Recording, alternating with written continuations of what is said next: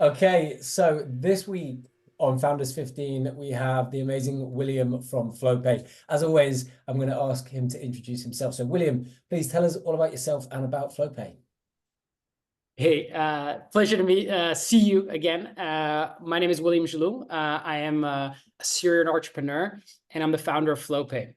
What Flowpay does is basically we believe that small businesses are the heart of the economy. Yet there is a big problem, and they're not able to access capital very efficiently from traditional institutions.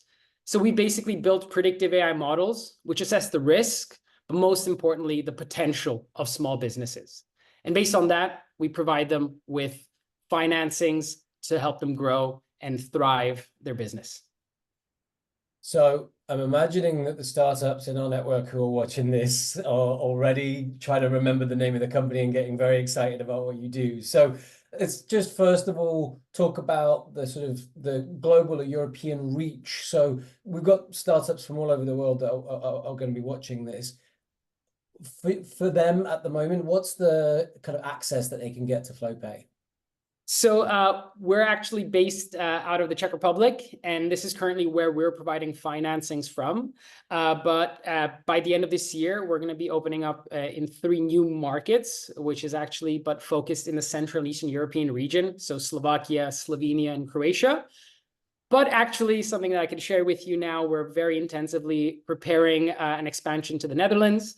And if things go well, then maybe within 3 to 4 months, people can catch us there. And of course, as the future takes us, we really want to cover all of Europe and even further than Europe and the rest of the world. Amazing. So at least this year, there's lots to look out for and lots to kind of get involved in. And I think that I work with startups all the time who are experiencing this problem and this lack of ability. So I guess for those who are not startups in the network watching this, what are the problems that you're talking about? Why are people struggling to access that capital? Well, if we're going to put it into actual numbers, there is a gap. There's a funding gap, let's say, of small businesses, which should be able to access capital, but are not able to from these traditional institutions. And currently in Europe, that's a 400 billion euro funding gap. And if you take it on a global scale, it's trillions of euros and dollars that they're missing to actually be able to thrive.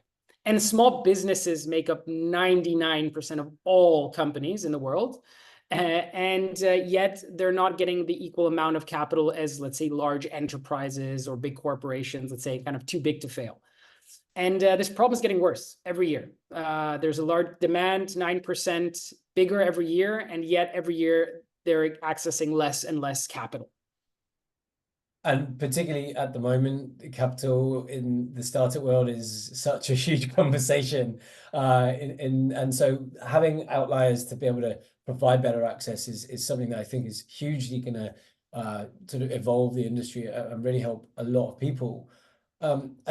With the development that you've had, so getting to this point, what are the major learnings that you've had sort of dealing with other startups outside of your own personal experience? What have you learned that's really needed in those kind of problems that these businesses are having? Well, like kind of the issue is kind of it's an information issue. So let's say traditional kind of institutions, if you're trying to look for funding or get a loan, they look at one single metric, and that's tax return. And that's something that 90% of the time is optimized by the company for obvious reasons.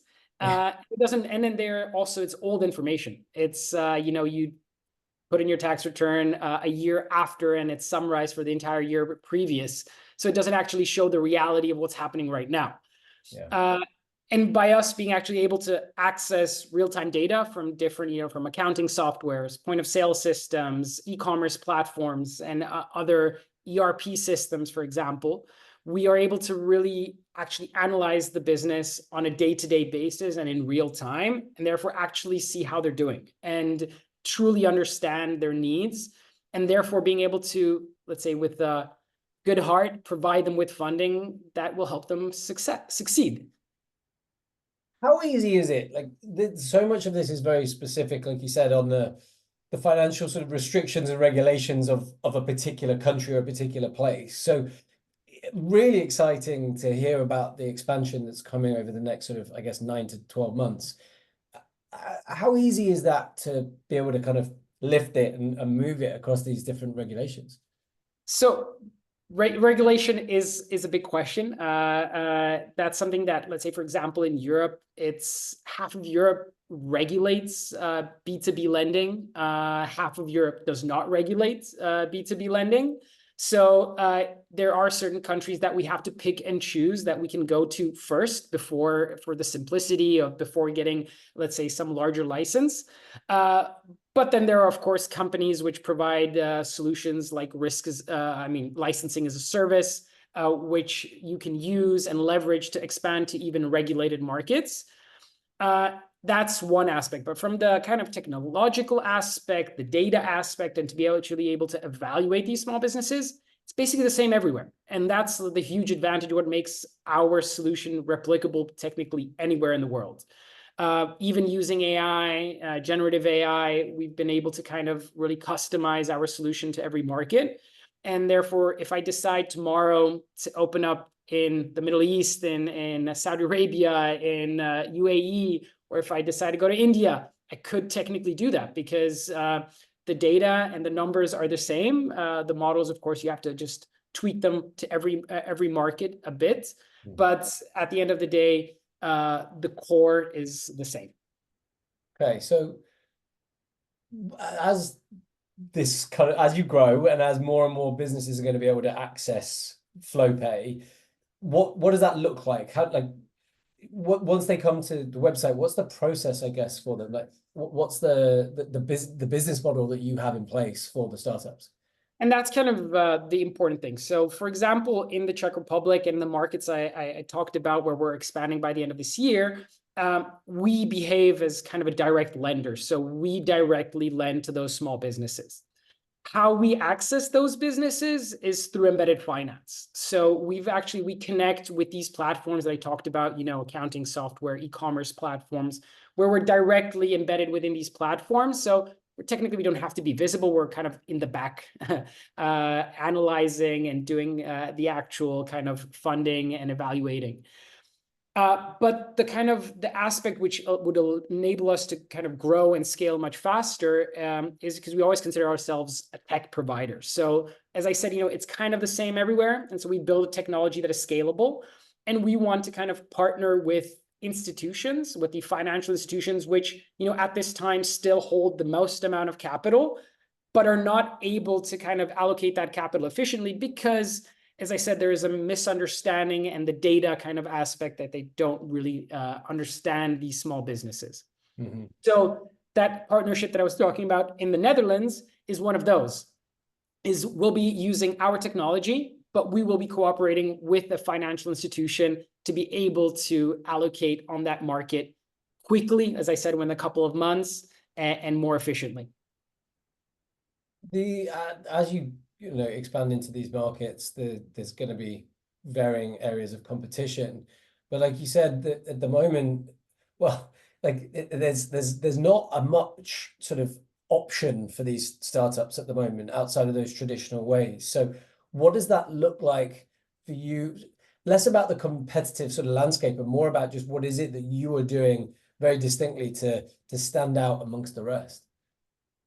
So there is competition, of course, but I talked about a massive problem. 400 billion euros. That's the problem that we're out to kind of solve, and that market is massive. And if we look at some other companies, even the largest in the world right now, are solving only, let's say, a maximum billion, 1.5 billion out of that 400. So that can kind of tell you that the market is pretty much almost unlimited. And there's always going to be a larger demand than an actual supply for funding. So from that aspect, I never really look at competition because we're all trying to solve the same issue, and the big market is just so big. But how do we kind of differ from these others is a lot of the others are very niche and focus on one type of, let's say group of small businesses. Let's say, for example, only e-commerce. But e-commerce still only makes up 20% of these small businesses or small sale transactions, if you would.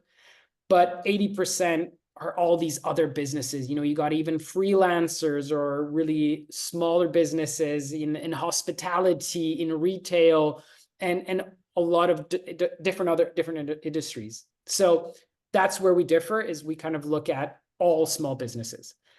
Secondly, is how we approach the evaluation of the companies. Is we really don't look at data just into the past and how they were doing, but we predict. So we really look at their future revenues. We predict it. And that's how we evaluate their risk and how much we are able to provide them with capital. And that's, I think, is a very important approach, is because historical numbers don't tell you anything if it is changing and if the trend will change into the future. And that's something that we truly look at: seasonalities, trends, and the future revenues. And that in itself is what's so revolutionary about Flowpay and the different way that you can help a lot of these businesses going forward, and the road to get to here to be able to offer this, not just now in the Czech Republic, but hopefully as the year goes on to a lot of other markets. It's a really exciting place. And I guess for startups who are watching this, maybe a little envious, feeling like, he only started in January and look at where he is. Like, tell us a little bit about the struggles that you've experienced along the way. So it has not been easy, but that's when you're starting a company and, let's say, a big ambitious goal. And the one most important thing is being patient. If you truly fundamentally believe in what you're building and the value it's bringing, then it will come. We had a bad market last year as a startup. We raised external capital that wasn't going as expected. Maybe even a misunderstanding of from typical investors of what we're building, what we want to do, and what we want to accomplish. But just keep fighting, keep going ahead, and being able to really prove that what you set out to do, you're accomplishing. Mm-hmm. And just fundamentally build a great company. And if you build a great company with that in mind, everything else will follow. And just for the listeners who are finding Flowpay for the first time, before we got onto this, William was just telling me about the changes, the amount of new team members that you've brought on, and that really is an example of just everything else will follow. You've built that great company, and people want to come and work for you, and it's really exciting to see that development. So, for people, startups wanting to find you, or investors for the next round, how do they get in touch with you? How do they find you? The easiest place is probably LinkedIn. So really you can find me, William Jalloul, but it's spelled Jalloul. So you can just find me there and reach out to me, and I'll be more than happy to chat, share my experience, or just in general, if talk about any possible cooperations. Amazing. That's a very, very kind offer. Let's hope too many people don't take you up on that. I think you have really shown in the time that we've worked together, like all those things that you have said of creating that great company and showing that great worth, and it's really come back to help you out along the way. Like, I guess to kind of finish up, like with startups who are new to this, and they're going to get pushed and pulled in lots of different ways and suggestions from many mentors and investors and everything. Is there anything you could tell us about how to stay true to that great company that you first dreamt up? I think it's really important to listen to advice, first of all, but don't take everybody's advice for dogma because not everybody's right. And fundamentally, it's your company, and you came out with a vision, and you're building something that you truly believe in, and just follow that. And, along the route, I kind of had a lot of people give me advice, tell me I should do that, I should do that, I should change this.